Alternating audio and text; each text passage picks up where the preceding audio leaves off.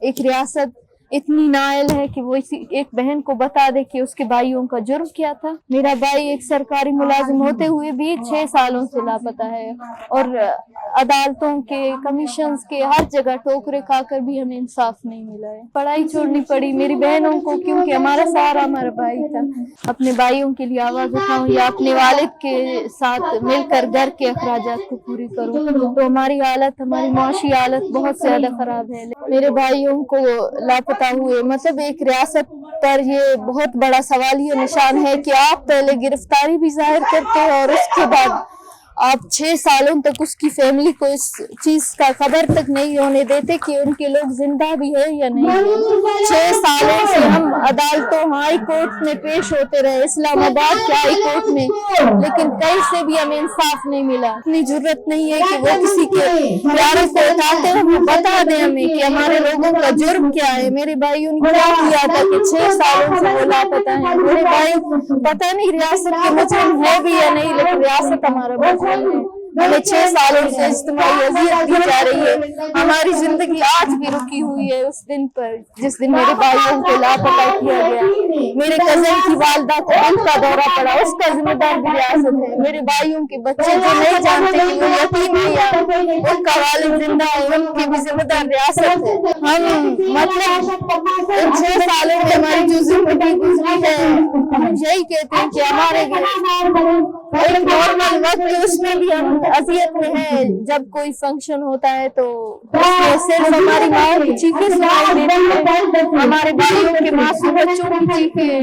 हमारे लिए शायद ये फंक्शन नहीं होती, ईदें नहीं होती, हमारे लिए क्या। एक रियासत इतनी नाअहल है कि वो एक बहन को बता दे कि उसके भाइयों का जुर्म क्या था, उन्होंने क्या किया था, किस जुर्म की पादाश में उसके भाइयों को लापता किया गया। ये एक गैर इंसानी अमल है।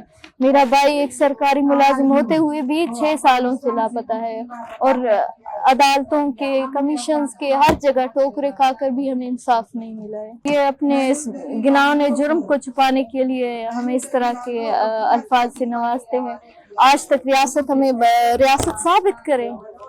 रियासत अगर साबित नहीं कर सकती, हमारे पास तमाम सबूत है हमारे प्यारों की गुमशुदगी के, फिर भी हमें इंसाफ नहीं मिलता और वो अपनी नाअहली और नाकामी को छुपाने के लिए हम पर कई तरह के इल्जामात लगाते हैं। जब आपका प्यारा लापता होता है, आपका सरमाया, तो आपको कई तरह के मुश्किलात का सामना होता है। अपने घर से निकलना बहुत बड़ी बात है और मतलब बहुत से मुआशी हवाले से हो या दूसरे मसाइल हो, सड़कों पर आना। और अभी तो मसला ये है कि हमें इजाज़त भी लेनी पड़ेगी डीसी साहब से कि हम एक पूरा मुजाहरा कर रहे हैं, हम या प्रेस कॉन्फ्रेंस कर रहे हैं। ये है इंसाफ का तरीक़ाकार इनका। मैं जब पढ़ रही थी स्कूल, उस वक्त मैं छोटी थी, लेकिन मेरा भाई हमेशा मुझे कहा करता था कि तुम्हें पढ़ना है, तुम्हें लिखना है, कुछ बनना है, अपनी कौम की मदद करनी है। हमारी कौम एक मजलूम कौम है और मैं घर से या खुददार से निकली नहीं थी, तो मेरा भाई हमेशा कहा करता था कि जब तुम मैट्रिक करोगी तो मैं तुम्हें क्वेटा भेजूंगा पढ़ने के लिए। और मेरे दिल में भी बहुत सी ख्वाहिशात थी पढ़ाई को लेकर, लेकिन मैं 8th क्लास में थी मुझे याद है, और मेरा रिजल्ट आया था, मैं अपनी क्लास में फर्स्ट पोजीशन पे आई थी। तो मैं इंतजार कर रही थी कि भाई पिकनिक से आएगा और मैं मतलब उसको अपना रिजल्ट कार्ड दिखाऊंगी, लेकिन उसके बाद हमें पता चला कि भाई लापता है। आज तक उसके बाद मुझे पढ़ाई छोड़नी पड़ी मेरी बहनों को, क्योंकि हमारा सहारा हमारा भाई था। तो मेरे भाई की भी ख्वाहिश थी और मेरी भी, लेकिन वो पूरी नहीं हो सकी। रियासत ने इस ख्वाहिश को पूरा होने नहीं दिया।